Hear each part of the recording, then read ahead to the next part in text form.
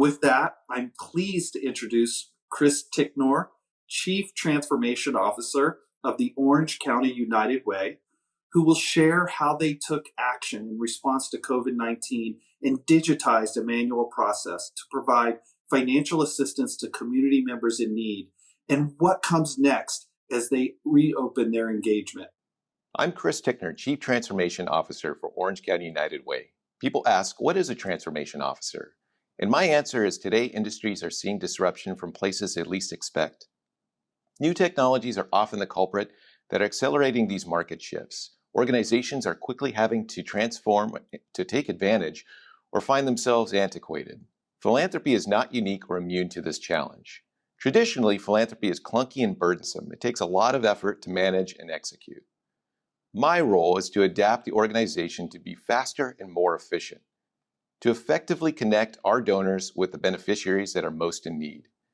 A few years back, I was at a technology conference and I saw someone on stage say, "Technology is there to give your employees superpowers, to enhance their ability to execute exponentially."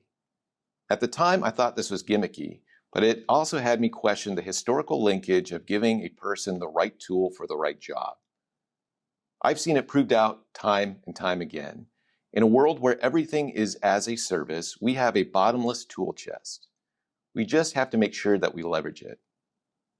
Organizations who have led digital transformation and mitigated disruption have exponential performance and growth, and future-proof their operations. Today, I'm going to share a story of how simple and readily available cloud technologies allowed us to do things we traditionally couldn't, and brought immediate help to those impacted by the pandemic, aiding them with much-needed assistance. Orange County, California has lately been known for some housewives, flipping and flopping houses, and a contempt for mask wearing. But it is also known as one of the most affluent areas in the nation, being home to 6 of the 20th wealthiest cities. Not commonly highlighted is a huge financial disparity gap between rich and poor. The cost of living in OC is one of the most expensive in the nation. Affordable housing is often difficult to come by. The largest employers in Orange County are in the service and tourism industries. Both industries have been deeply impacted by COVID-19. There's a substantial amount of diversity in OC, with 31% of our residents being foreign-born and 46% speaking a language other than English at home. We have a very large undocumented population that don't always qualify for government assistance programs. Our biggest community crisis pre-pandemic is housing those experiencing homelessness.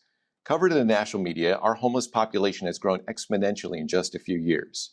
Attributed to many factors, the homelessness challenge has stretched governmental resources to their limits.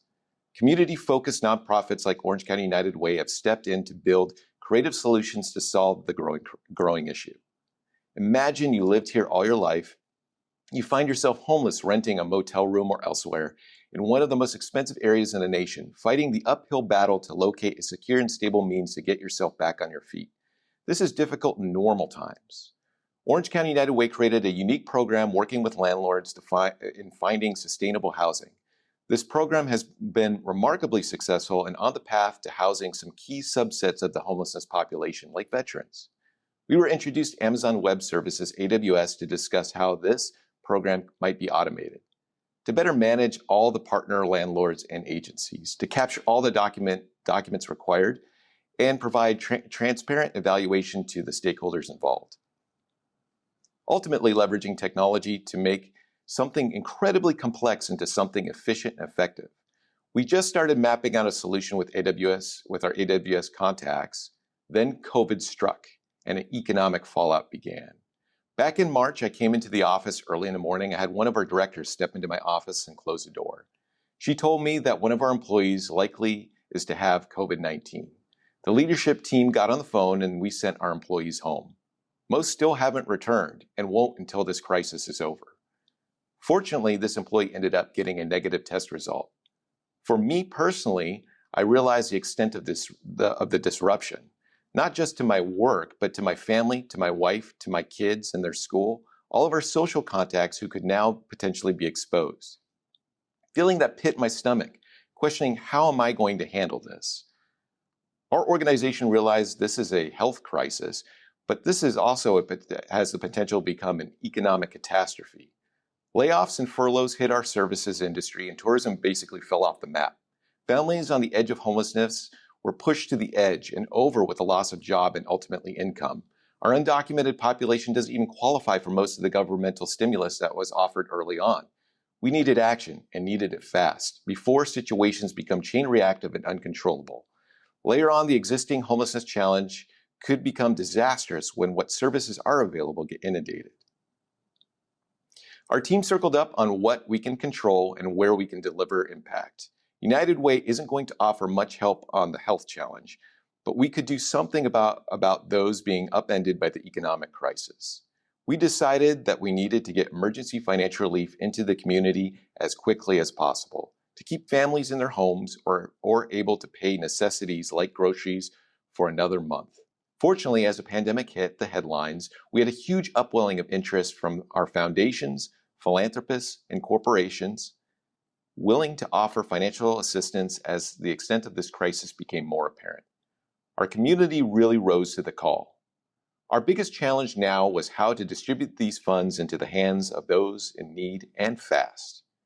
Before I got into philanthropy, I heard horror stories around disaster relief efforts being stalled with long queues or infrastructure issues that eventually take down a website or a hotline.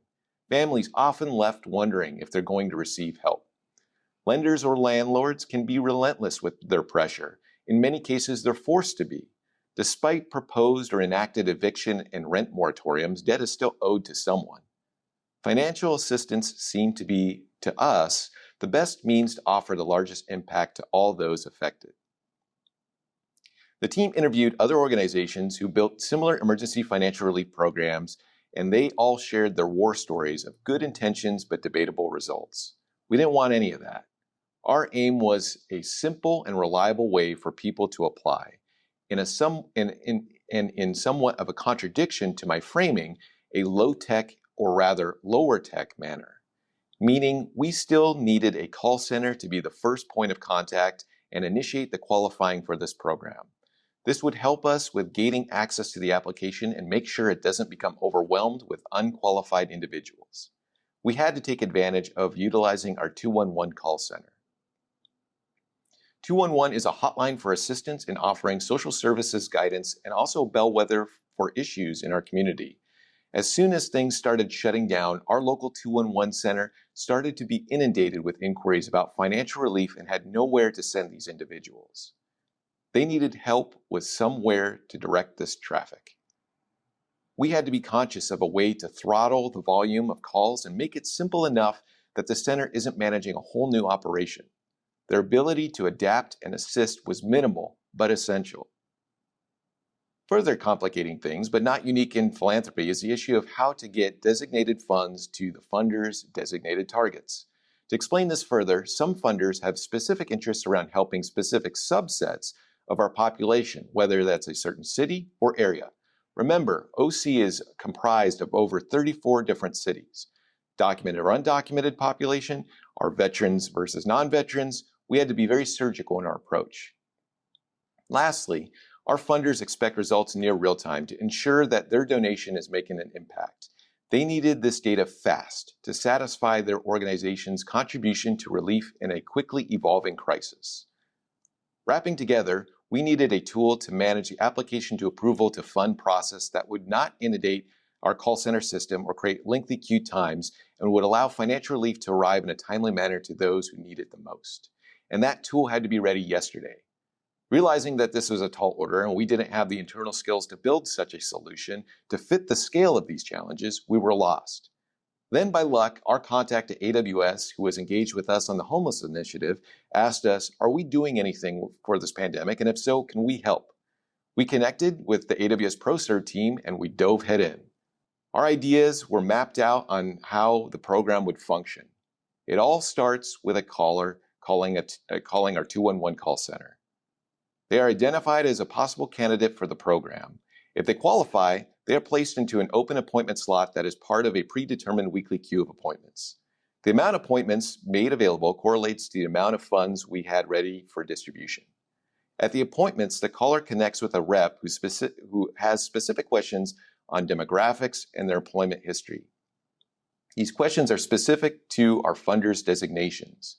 A user's profile is set up in the application and they are given access. And once signed in to the application, an applicant can verify his or her profile. They can then upload their eligibility documentation simply with a mobile device's camera, which is a nice accommodation since not all individuals have access to the same types of technology like a scanner. Staff then facilitates the approval of the application and supporting documents and extracts those applicants that are accepted and informs our partner Bank of America to release payments in the form of $500 debit cards to the approved applicant. A future way to help alleviate the volume is the use of a Lex-powered chatbot or virtual assistant. We can deploy the Lex feature as a frontline means of collecting data via a social media platform like Facebook Messenger. What's nice is this can be turned on or turned off as funds are made available and the need volume increases. Based on this workflow design, the AWS ProServe team did their magic in cobbling together AWS services that are already proofed out and ready to go, meaning that this application was deployed and put into production in just a few weeks. Assisto-C, as we call it, was launched in April. It was built on AWS Amplify and uses other AWS services to execute its operation. These various services are used to ingest and pass off to a series of Lambda instances to perform the core function. Amazon Route 53 is used to maintain the domains and subdomains. The data resides in MySQL or Aurora serverless. As mentioned, AWS Amplify is really the glue to this application and is essential to all its functionality. It has two interfaces, one for admin users and another for customer users. Users are all managed through Cognito. Another key feature to point out, our applicants' diverse background meant we needed to support multiple languages. We use Cognito's messaging functionality to support the various languages of our users. Our call center was there for additional assistance as needed, and we ended up supporting 4 different language types that are prevalent in our community. So what we have is a somewhat simple architecture that is malleable to our program needs and can also easily be adapted to our organizational structure. The AWS team allowed for scalability so that we can build onto this application with other services. It is an application that's easy to get creative with, and we can utilize it into the future. We just needed the foundation to be built, and Amazon helped us with that. With the Assisto-C app, we needed an application that is simple yet significant. Technical support can also inundate our call center staff. Our thought was the less clicks, the less support issues. So let's limit the pages. So we made it easy with a blend of technology and human touch. Not all users have similar devices. It had to be as generally available as possible.